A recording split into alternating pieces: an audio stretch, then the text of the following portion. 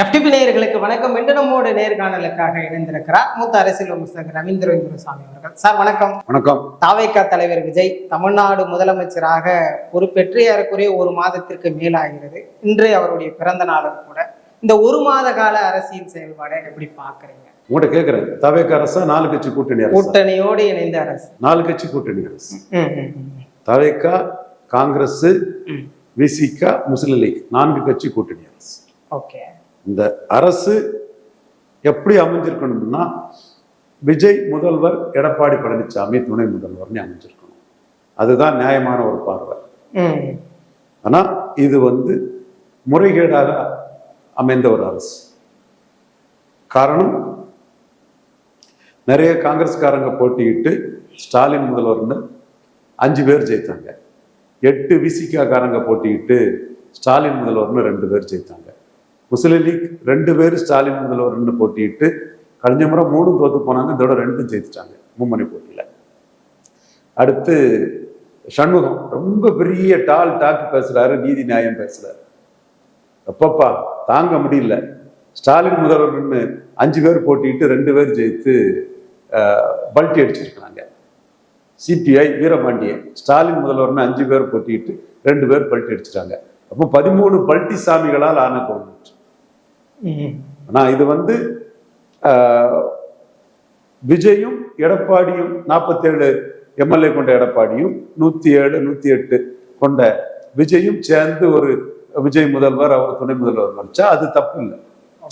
அவரை முதல்வர்னு சொன்ன சூழ்நிலையில அவர் முதல்வர் ஆக முடியாம திராவிட முன்னேற்ற கழகம் ஆட்சியில் இருந்து அகலத்துக்கு அவர் எடுத்த 47 காரணம்ங்கிற ஒரு சூழ்நிலையில அவர் அதே திராவிட முன்னேற்ற கழகம் ஆட்சியில் இருந்து அகல காரணமான 108 கொண்ட விஜய் கூட சேர்ந்து அரசு அமைச்சா அது நியாயம், தர்மம். இது ஸ்டாலின் முதல்வர்னு சொன்ன 13 பேரும் கொஞ்சம் கூட கூச்ச நாச்சம் இல்லை, லஜ்ஜை இல்லை, வெக்கம் இல்லை, ரொம்ப சில்லறத்தனமா இதுவே பெரிய சாதனை மாதிரி பேசிக்கிட்டு இருக்கிறதுல என்ன அர்த்தம் இருக்குது? இது எவ்வளவு பெரிய ஒரு முறைகேடான ஒரு அரசாங்கம், ஒரு நியாயமற்ற ஒரு அரசாங்கம். நான் தாவேகாவை சொல்லலை, தாவேகா, காங்கிரஸ், விசிகா, முஸ்லிம் லீக் இந்த 4 கட்சி கூட்டணி அரசை சொல்றேன். இதே தாவேகா அதிமுக கூட எடப்பாடி முதல்வர் சொன்ன 47 சேர்ந்து ஆட்சி அமைச்சிருந்தா அதை நம்ம குறை சொல்ல முடியாது. அதுதான் நியாயமான பார்வையா இருக்கும், முறையான பார்வையா இருக்கும்.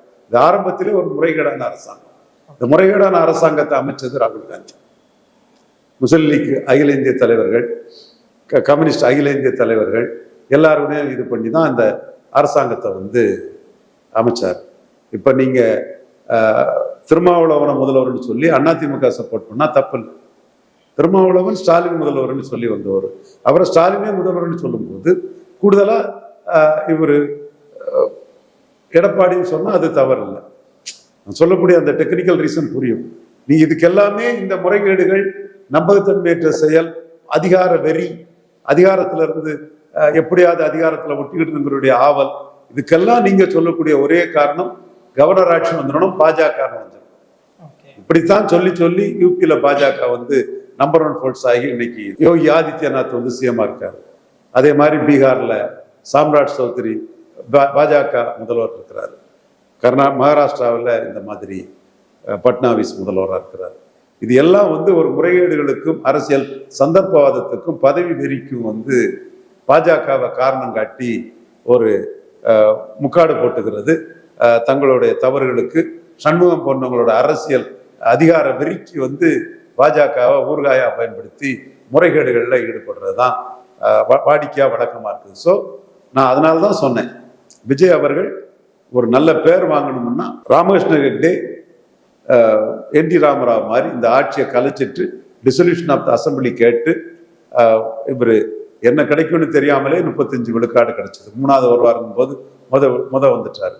அப்போ அவர் தனி மெஜாரிட்டியோட ஒரு ஆட்சியை அமைக்கக்கூடிய ஒரு முயற்சி ஈடுபடணுமே தவிர இந்த முறைகேடான ஸ்டாலின் முதல்வர்னு சொன்ன 13 பேரை வச்சு நடக்கக்கூடிய ஆட்சி பாஜக எதிர்ப்புங்கிறதுல நடக்கக்கூடிய ஒரு சந்தர்ப்பவாதம், சுயநல அரசியல், பச்சோந்தித்தனமான அரசியல். அதுல கூட்டு அந்த அதிகார வெறிக்கு கூட்டு வீரபாண்டியன், சண்முகம், திருமாவளவன், ஹாஜா மொய்தீன் எல்லாருமே ராகுல் காந்தி தான் மெயினான ஆளு. இது ஒரு அதிகார முறைகேடான தர்ம நியாயங்களுக்கு புறம்பாக அமைந்த ஒரு அரசு. இது மக்கள் எண்ணத்துக்கு விரோதமாக அமைஞ்ச ஒரு அரசு. திமுக வேண்டாங்கிறது மக்கள் என்னன்னா, எடப்பாடியும் விஜயும் சேர்ந்து ஆட்சி அமைச்சு அது நியாயமான சரியான முறையான அரசு. இது ஒரு முறையற்ற அரசு. ஸ்டாலின் முதல்வர்னு சொன்ன 13 பேரும் பாஜக வந்திருக்கிற ஒரு போலியான பொய்யான ஒரு காரணத்தை காட்டி அமைஞ்ச ஒரு அரசு.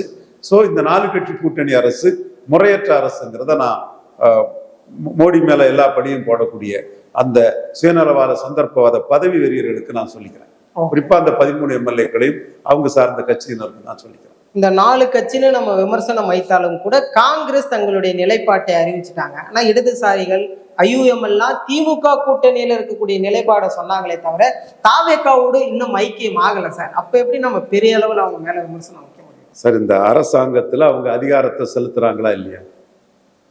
அமைச்சரவையில் இருக்காங்க, செலுத்துறாங்களா இல்லையா? தூய்மை பணியாளர்கள் தனியார் கொடுக்க கூடாதுன்னு வீரபாண்டியன் சொல்றாரா இல்லையா? காலையிலையும் சாயங்காலம் பிரஸ் மீட் பண்ணி எங்க தேவையில தான் அந்த அரசாங்கம் இருக்குன்னு மக்கள் மத்தியில அதிகாரி மத்தியில கொண்டு போறாங்களா இல்லையா? அதிகார மட்டத்தில் அவங்களுக்கு ஒரு மதிப்பு மரியாதை இருக்கா இல்லையா? இவங்களோட ஆதரவுல இந்த கவர்மெண்ட் இருக்குது, இதில் ஒரு மதிப்பு மரியாதை இருக்குதா இல்லையா? இந்த மரியாதையெல்லாம் எப்படி பெற்றாங்க? ஸ்டாலின் முதல்வர்னு பெற்ற 13 எம்எல்ஏக்கள்ல தானே பெற்றாங்க. அதைத்தான் நான் சொல்ல வரேன். நீ ஸ்டாலின் முதல்வர்னு பெற்றுக்கிட்டு உன்னோட அயோக்கியத்தனத்துக்கும் நம்ம தன்மையற்ற தளத்துக்கும் சுயநலத்துக்கும் பச்சோந்தி தனத்துக்கும் பாஜக உள்ள வந்துடும், கவர்னர் ஆட்சி வந்துடும், பாஜக வந்துடும். இப்படி உங்களோட தப்பான முறைகேடான அறநற்ற அரசியலுக்கு வந்து பாஜகவை பழி சொல்லி தானே கர்நாடகாவில் பாஜக உயர்ந்து வந்தது, யூபியில உயர்ந்து வந்தது, பீகார்ல உயர்ந்து வந்தது. அதைத்தானே நான் பதிவு பண்றேன். மகாராஷ்டிராவில் உயர்ந்து வந்திருக்குங்கிறத நான் பதிவு பண்றேன். ஸோ இது ஒரு முறையற்ற செயல். இந்த முறையற்ற செயலுக்கு கிறிஸ்தவ முஸ்லிம் சென்டிமெண்ட்டும் பாஜக எதிர்ப்பு சென்டிமெண்ட்டையும் ஒரு ஆதரவு தளமா வச்சுக்கிட்டு இதை ஊடகமும் மற்றவரும் இதை வந்து ஒண்ணுமே நடக்காத மாதிரி சொன்னாப்பானா அப்படியே மெயின்டைன் பண்ணிட்டு போறதை நான் எதிர்க்கிறேனே தவிர, தாவேகா சிங்கிள் லார்ஜஸ்ட் பார்ட்டியா வந்ததும் மக்கள் தலைவர் எம்ஜிஆரோட 4.6 விழுக்காடு அதிக வாக்கு பெற்றது வந்து மக்கள் மேண்டேட் வந்து எம்ஜிஆரோட ஒரு 4.6 விழுக்காடு அதிக ஓட்டு தாவேகா தலைமை விஜய்க்கு கிடைச்சிங்கிறத நான் மறுக்க வரல. அது ஒரு சாதனையாக தான் நான் சொல்றேன். பட் இந்த அரசு அமைஞ்ச விதம் தவறு. நீங்க திமுக வேண்டான்னு வந்த எடப்பாடி கூட சேர்ந்து அரசு அமைச்சிருக்கணுமே தவிர திமுக வேணும்னு வந்த 13 கூட சேர்ந்து அரசு அமைக்க கூடாது. இது தவறு. நீ பெரிய நீதி நியாயம் ஒழுக்கம் புண்ணாக்கு தெருப்புழுதி மண்ணாங்கட்டின்னு சண்முகத்துக்கும் வீரபாண்டியத்துக்கும் பேசுறதுக்கு என்ன அருகதை இருக்கு, தகுதி இருக்கு? என்ன அருகதை இருக்கு, தகுதி இருக்கு?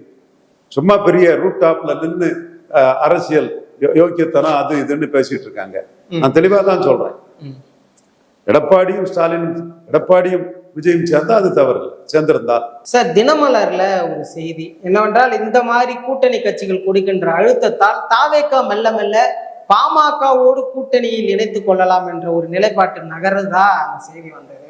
அதை எப்படி சார் பாக்குறீங்க? பாமகவுக்கு 4ஐயும் காட்டி விசிகாவுக்கு 2 மிரட்டுற மாதிரி பண்ணலாம். அதுக்கு இடம் கொடுக்குற மாதிரி அவங்களும் சில சந்திப்புகளை செய்திருக்கிறாங்க. இந்த விஷயத்துல ஜாதிவாரி கணக்கெடுப்பு தொடர்பா பாலிசி டிசிஷன் தாவேகா அரசு எடுத்ததை நான் பாராட்டுறேன். இந்த அரசு எடுக்கும்னு சொன்னதை பாராட்டுறேன். பட் காலம் தாழ்த்துறதை நான் கண்டிக்கிறேன். காலம் தாழ்த்த கூடாது. நீங்க பிற்படுத்தப்பட்ட நிதிஷ்குமார் பீகார்ல எடுக்கலையா? மத்திய அரசை கேட்டுக்கிட்டா எடுத்தாரு. நீங்க சொல்லக்கூடிய ஜாதிவாரி சமூக நீதி கணக்கெடுப்பு மீண்டும் ஆன் பாலிசி நீங்க அதை ஏற்றுக்கிட்டதுக்கு நான் என் பாராட்டுகளை தெரிவிச்சுக்கிறேன். பட் ஏன் காலதாமதம் செய்றீங்க?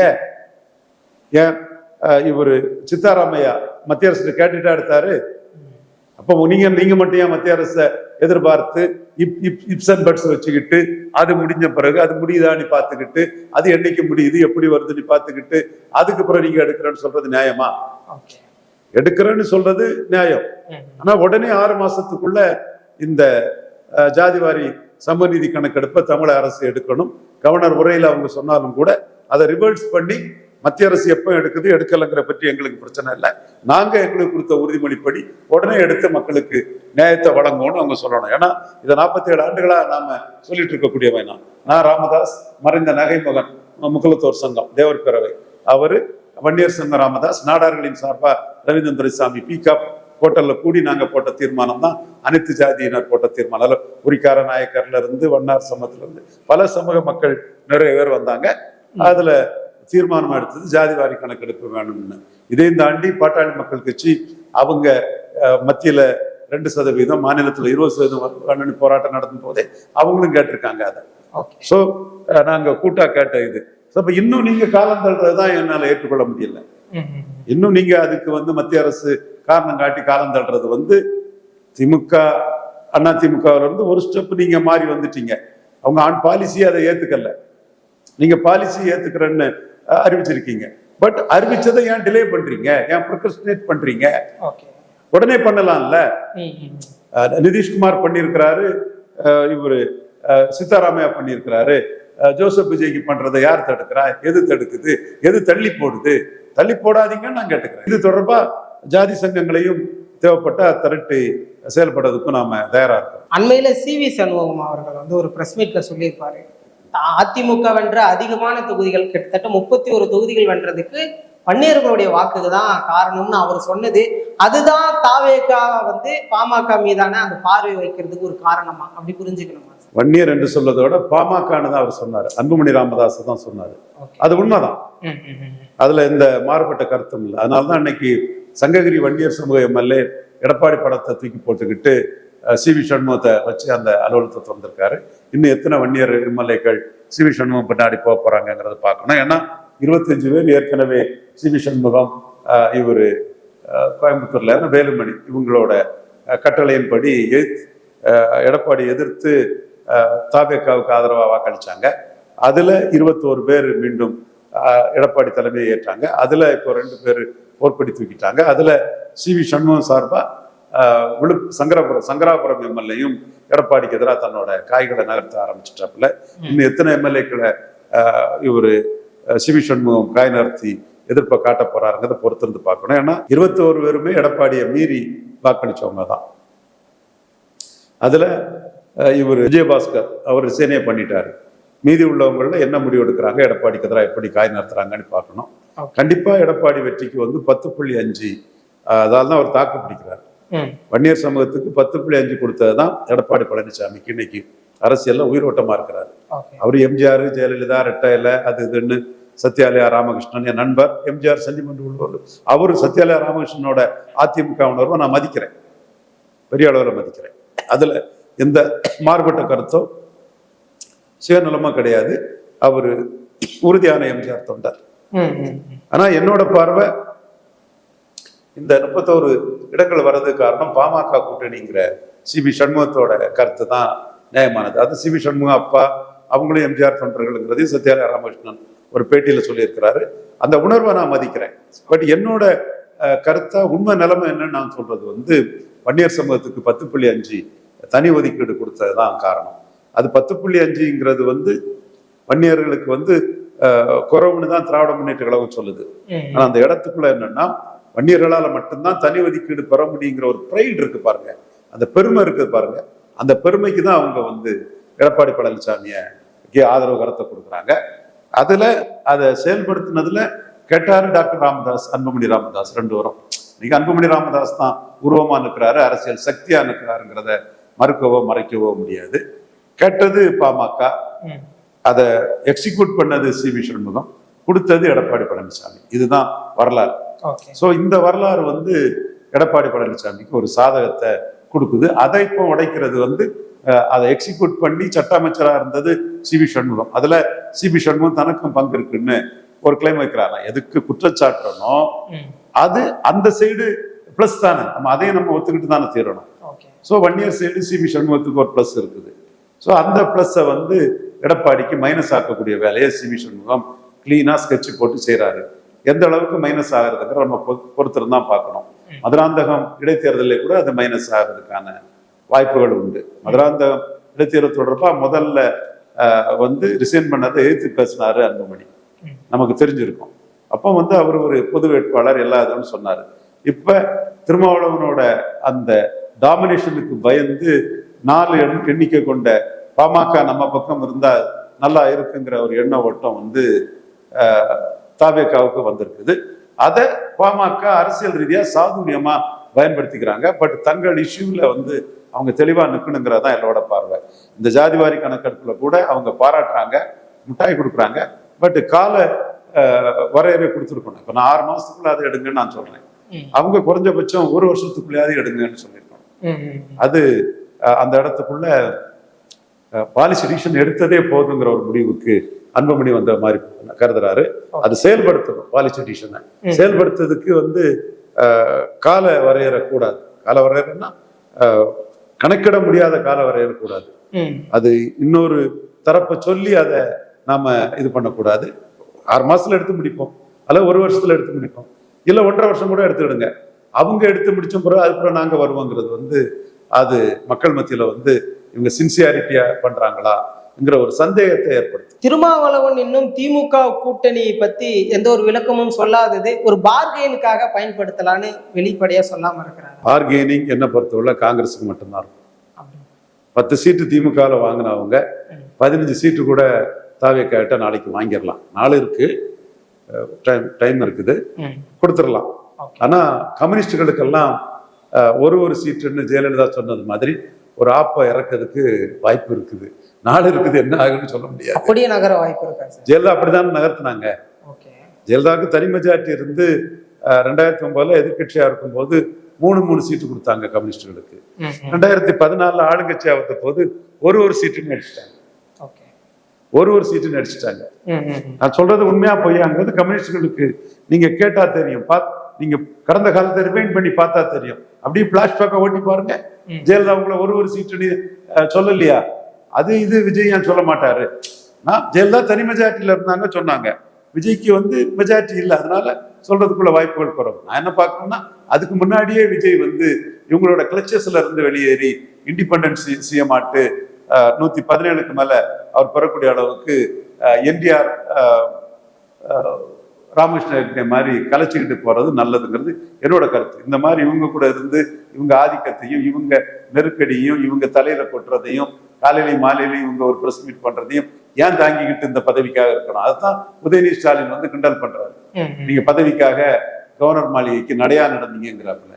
கலைச்சிக்கிட்டு மெஜாரிட்டி வந்துட்டுனா இந்த அவமான அசிங்கம் எல்லாம் தேவையில்லைல்ல. நான் விஜயோட நல்ல எண்ணத்துலதான் இதை சொல்றேன். நான் விஜய்க்கு கூட இருக்கவங்க 4 பேர் நான் சொல்றது பிடிக்காம இருக்கலாம். பட் உண்மையிலே விஜய்க்கு புகழ் இதுல கெடுது. இன்னைக்கு பிறந்த நாள்தான் இந்த கூட்டணி கட்சிகளை நம்பி இருக்கிறாருங்கிறது அவருக்கு பல வகையிலும் அவருக்கு பாதிப்பு ஆபத்துங்கிறதா என்னோட கருத்து. இடதுசாரிகள் ஒரு காலத்துல அதிமுகவோட கூட்டணி இருந்தாங்க. ஏன் இப்ப திமுகவும் அதிமுகவும் ஒண்ணு சேர்ந்தா என்னன்னு RS பாரதி சொல்றாரு. மத்தவங்க சொன்னா கூட அதை ஏத்துக்கலாம். அவர் சொல்றதை எப்படி சார் புரிஞ்சுக்கிறது? மீண்டும் அதுக்கான நகர்வுகள் இருக்கா? RS பாரதி கேட்கறது நியாயம்தான். விஜய் வெற்றி பெற்றுட்டாரு, நம்பர் 1 ஆயிட்டாரு விஜய். முழு மெஜாரிட்டி வரல. ஸ்டாலின், கலைஞர் இவங்களை மாதிரி தனியாட்சி நடத்த முடியல. எம்ஜிஆர், ஜெயலலிதா மாதிரி தனியாட்சி நடத்த முடியல. 4 கட்சி கூட்டணி ஆட்சி தான் நடத்துறாரு. ஆனா நம்பர் 1 தலைவரா விஜய் இருக்கிறாரு. 35 விழுக்காடு வாக்கு. கூட்டணி ஆட்சி தான் நடத்துறாரு.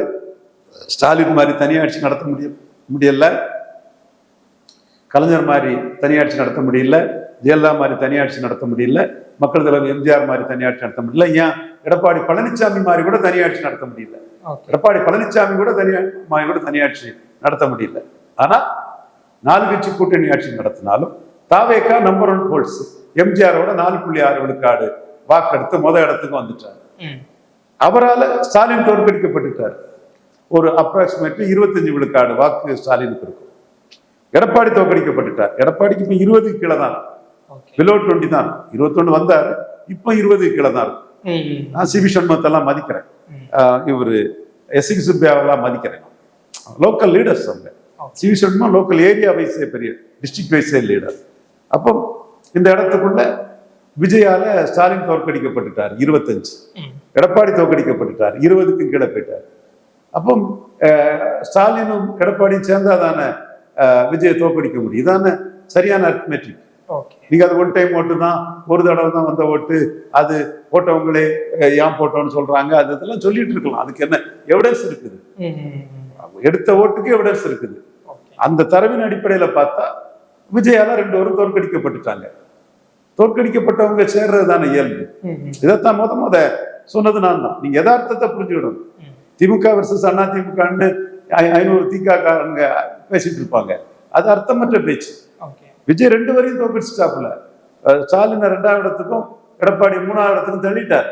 அப்ப 2, 3 சேர்ந்து 1 எதிர்த்து நிற்கிறது இயல்பான ஒரு அரசியல் பாலப்பாடம் அரிச்சுவடி. திமுக அண்ணா திமுகவும் 77ல இருந்து எதிராக இருந்தாங்கன்னா என்ன இது? நீங்க இன்னொன்னு பாருங்க, திமுக 3வது இடத்துக்கு போன பிறகு நான் வராவிட்டாலும் பச்சை தமிழன் காமராஜ் வரணும்னு கலைஞர் சொன்னாரா இல்லையா? சொன்னாரா இல்லையா? அப்போ அரசியல் அதானே. அப்பந்தான் இவர் கேட்டாரு, சல்லி குருசாமி தேவரை கொண்ட காமராஜர், பெயன் முனியாண்டி தேவரை கொண்ட காமராஜர், நாமெல்லாம் தெய்வமாக வணங்கும் பசுமன் ஐயா முத்துராமலிங்க தேவரை சுலப பாய்சனில் கொண்ட காமராஜர், தான் வராவிட்டாலும் அந்த காமராஜர் வரணும்னு சொல்லுகிறாரே, இந்த கருணாநிதிக்கா உங்கள் ஓட்டுன்னு போட்டு விளாசினார். சோ அது நீங்க உங்க கருத்தை சொல்லுங்க. திமுக திமுகவும் ஏன் சேரக்கூடாதுன்றதுக்குள்ள கருத்தை சொல்றதுக்கு உங்களுக்கு உரிமை உண்டு. அப்போ நீங்க அன்னைக்கு காமராஜ் உயிரோடு இருந்தாருன்னா எம்ஜிஆர் சிஎம்ஏ இல்லை. இப்பவே எம்ஜிஆருக்கு ஓட்டு விஜயோட 4.6 கம்மி. அப்போ நீங்க பாரா மூப்பனார் சேர்ந்தா அதோட 5 விழுக்காடு கம்மி தான் எம்ஜிஆருக்கு. பாராவும் மூப்பனாரும் சேர்ந்துன்னா எம்ஜிஆருக்கு 5 விழுக்காடு கம்மி தான். அப்போ ஒரு அரசியல் கட்டம்னு சொல்லும் போது தோத்து போனவங்க ஜெயித்தவங்களை தோக்கடிக்கிறதுக்கு தோத்து போனவங்க இணைகிறது இயல்புதான். அப்படி தோத்து போனவங்க அதுக்கு முந்தைய நாட்கள்ல பெருசா சண்டை போட்டிருக்கலாம். அதுல சில பிக்கல்கள் பிடுங்கல்கள் இருக்கத்தான் செய்யும், மறுக்க வரல. ஆனா நான் வராவிட்டாலும் பச்சை தமிழர் காமராஜ் வரணும்னு சொன்ன கலைஞர் 25 விழுக்காடு வாக்கெடுத்தாரு. அதே காமராஜ் தளபதிகள் பாராவும் மூப்பனாரும் 35 விழுக்காடு வாக்கெடுத்தாங்க. இது வரலாறு. 77 டேட்டாவை மனச்சான்றோட எடுத்து பார்த்தா எல்லாருக்கும் தெரியும். அந்த மாதிரி இப்போ உள்ள டேட்டா படி 21 விழுக்காடு அதிமுக எடுத்திருந்தாங்க. நான் சிவி சண்முகம் இதெல்லாம் சேர்த்துக்கல, இப்போ மொத்தமாட்ட 21 வச்சு பேசுறேன். பாதிப்பு இருக்கும் சிவி சண்முகத்தால, மறக்க முடியாது. அவர் ஒரு பெரும்பான்மை தமிழ் சமுதாயத்தை சேர்ந்தவர், அவருக்குன்னு ஒரு பேக்கிங் இருக்கு. சங்ககிரி எம்எல்ஏ அவர் பின்னாடி இருக்கிறாங்க, அதை நான் மதிக்கிறோம். ஸோ எனிவே 21 எடுத்தது. ஸ்டாலின் 31. இந்த கட்சிகளுக்கு ஓட்டெல்லாம் ஏற்கனவே விஜய்க்கு போயிட்டு, இவங்களுக்கெல்லாம் ஒன்றும் பெருசா ஓட்டு இருக்காது. அதான் கடைசியா சிபிஎம் சிபிஐக்கு ஒரு சீட்டுன்னு ஜெயலலிதா சொன்ன மாதிரி விஜய் சொல்லுவாருங்கிறது இன்னைக்கு டாக் பேசக்கூடிய வீரபாண்டியனுக்கும் சண்முகத்துக்கும் அந்த டே வரும்போது, அந்த டே வரும்போது தெரியும் வரட்டு. அப்ப இவங்களெல்லாம் ஒரு முக்கியமா ஒரு 5% தள்ளி விட்டாலும் கூட ஸ்டாலின் 25-26% இருக்கிறாப்புல. சிலவங்க சொல்றாங்க ஸ்டாலினுக்கு 28க்கு மேல இருக்கும், இவங்கெல்லாம் யாருமே ஓட்டு போடல ஸ்டாலின் தலைமைக்குன்னு சொல்லக்கூடியவங்களும் இருக்கிறாங்க. எனிவே 25 விழுக்காடு ஸ்டாலினுக்கு வைங்க, 20 விழுக்காடு இவரு எடப்பாடிக்கு நீங்க 25-20 சேர்ந்தா 45 வந்துருத. அது வெற்றிக்கான ஒரு சூத்திரமா அதுல வந்துருது இல்லையா? கூட பாமக 3, நாம் தமிழர் 4. அப்ப உங்களுக்கு தோத்தவங்க எல்லாம் ஒண்ணு சேர்ந்தா தானே ஜெயித்தவங்களை தோற்கடிக்க முடியும். பட் நாம் தமிழர் தெளிவா இருக்கிறாங்க தனிச்சு போட்டிங்கிறதுல. மக்களை ஏமாத்த தயாரில்ல, தனிச்சு போட்டின்னு சீமான் சொல்றாரு. நேற்று அவரை சந்திச்சுட்டு வந்தேன், தனிச்சு போட்டிங்களா ரொம்ப உறுதியா இருக்கிறார். அது எனக்கு ஆச்சரியமா இருக்கும். தனிச்சு போட்டிட்டு மேல வர முடியும்னு நம்புறாரு. இது ஜாதிவாரி கணக்கெடுப்பை முன்னெடுப்பேன், பறையர் இடஒதுக்கீடை முன்னெடுப்பேன், அன்னைக்கு நான் பேசுனது செயல்பட்டதெல்லாம் மீண்டும் எடுப்பேன். மக்கள் ஒரு சூழ்நிலையில போட்டுட்டாங்க, மீண்டும் என்கிட்ட வருவாங்க, நான் தனிச்சு போட்டிட்டு அதை வருவான்னு அவரு கருதுறாரு. ஓகே, அவரை தனிச்சு போட்டிட்டுங்கிறது அவர் பாதையிலே அவரை விட்டுருவோம். அதிமுகவும் திமுகவும் சேர்ந்தா 45 விழுக்காடு வருது இல்ல, 45 மேல வருது இல்ல. அப்போ இந்த இடத்துக்குள்ள ஸ்டாலின் முதல்வர் சொல்லிக்கிட்டு சந்தர்ப்பவாதமா விஜய் கூட போய் கூட்டணி வைக்கும் போது எடப்பாடி முதல்வர் சொல்லி எடுத்த ஓட்டையும் ஸ்டாலின் முதல்வர் சொல்லி எடுத்த ஓட்டையும் ஒன்னா சேர்றதுல என்ன தப்பு இருக்கு? வீரபாண்டியன் இது சண்முகத்துல என்ன குறை கண்டாரு? அர்த்தம் இருக்கு, அர்த்தம் தெரியுதா? சண்முகம் அவர் பண்ண முள்ள மாதிரித்தனம், கேப் மாதிரித்தனம், நண்பகத்தன்மை செயல், சந்தர்ப்பவாதம், இதுக்கு அவர் என்ன பேர் சொல்றாரு? தப்பு ஒண்ணும் இல்ல அரசியல். நான் மீண்டும் சொல்றேன், விஜய் எடப்பாடியோட கைகோர்த்து Vijay CM, Edappadi deputy chief minister போயிருக்கணும். இந்த 13 பேர் செய்ததும் அரசியல் அரங்கத்திலே ஒரு முறையற்ற செயல். இதை பாஜக விரும்புமா சார்? ஏற்கனவே இந்த மதசார்பற்ற வாக்குகள் 2ஆ பிளவுபட்டிருக்கு. தாவேகாவும் திமுகவும் பிளவுபடுறாங்க. அண்ணாமலையும் அதை நோக்கிதான் செயல்பட போறாருன்னு அவருடைய பார்வையை வச்சு புரிஞ்சுக்க முடியுது. அதிமுக அந்த பாஜகவோடு இருக்கக்கூடிய இணக்கம் நிச்சயமா ஒரு நாள் அது எடுபட வாய்ப்பு இருக்குன்னு பலரும் சொல்றாங்க. அப்ப பாஜக அதிமுகவை கைவிட்டுருமா சார்? பாஜகங்கிறது யாரு? பாஜகங்கிறது டெல்லி தலைமை, பிராமண வாக்குகள் இருக்காங்க, அப்பர் காஸ்ட் பாலிடிக்ஸ். யாரு சொல்லுங்க, நீங்க சொல்லுங்க. அதிமுக எடப்பாடி பழனிசாமி, திமுக ஸ்டாலின், தாவேகானா விஜய், பாஜகனா யாரு? பாஜகனா மோடி தான் சார் நமக்கு தெரிஞ்சவங்களுக்கு. இங்க பாஜக மோடி இப்போ இன்டர்நேஷனல் விஷயங்களை கவனம் செலுத்துறாரா, தமிழ்நாடு அஃபேர்ஸ்ல கவனம் செலுத்துறாரு? தமிழ்நாட்டுல இல்ல, அண்ணாமலை அதோடைய முகமா, அதோடைய வாக்குகளின் முகமா அண்ணாமலை இருக்காரு. ஆனா அவங்களுக்குடைய வாக்கு வங்கியா நிரூபிக்கணும்னா ஏதோ ஒரு அண்ணாமலையை விமர்சிக்க கூடாதுங்கிறாரு இவரு ப்ரொஃபசர் சீனிவாசன் சரியான ஒரு முடிவு. அதிமுகவை அண்ணாமலையை பொறாமையிலையும் காழ்ப்புணர்ச்சியிலையும் விமர்சிக்கிறாங்க தமிழிசை அம்மையார். எவ்வளவு வன்மமும் பொறாமையும் ஆற்றாமையும் கொண்டு மிக மிக மோசமான ஒரு தன்மையோட ஒரு பொறாமையின் உச்சத்துல நின்று காழ்ப்புணர்ச்சியின் உச்சத்துல நின்று தமிழிசை விமர்சிக்கிறாங்க. ப்ரொஃபசர் சீனிவாசன் அவரு மோடியை விமர்சிக்கல, எடப்பாடியை விமர்சிக்கல, மோடியை விமர்சிக்கல, அமித்ஷா விமர்சிக்கல, தமிழக பாஜக விமர்சிக்கல, அவரை ஏன் நாம விமர்சிக்கணும்னு கேட்கிறாங்க ப்ரொஃபசர் சீனிவாசன். யார் பாஜக? ப்ரொஃபசர் சீனிவாசன் டெல்லி தலைமையோட கருத்தை சொல்றாரா, தமிழிசை அம்மையார் டெல்லி தலைமையின் கருத்தை சொல்றாங்களா? என்னை பொறுத்தவரை ப்ரொஃபசர் சீனிவாசன் தான் டெல்லி தலைமையோட கருத்தை சொல்றதா நான் கருதுறேன். தமிழிசை அம்மையார் தன்னுடைய தனிப்பட்ட காழ்ப்புணர்ச்சி, வன்மம், குரோதம், ஆற்றாமை இதெல்லாம் ஒரு ரொம்ப மோசமான முறையில வெளிப்படுத்துறதா நான் பாக்குறேன். அடிப்படையாவே சொல்றேன். ஒரு காலகட்டத்துல சசிகலா அம்மையாருக்கு எதிராக ஸ்டெடியா நின்னாங்க, உறுதியா நின்னாங்க. அந்த தமிழிசையை நான் பாராட்டுறேன். அது என்னைக்குமே நம்ம எல்லா காலகட்டமும் ஒரே மாதிரி பேசக்கூடிய ஆளு. இன்னைக்கு இவங்க அண்ணாமலை மேல காட்டுறது பொறாமை, காழ்ப்புணர்ச்சி, வன்மம் உச்சம்.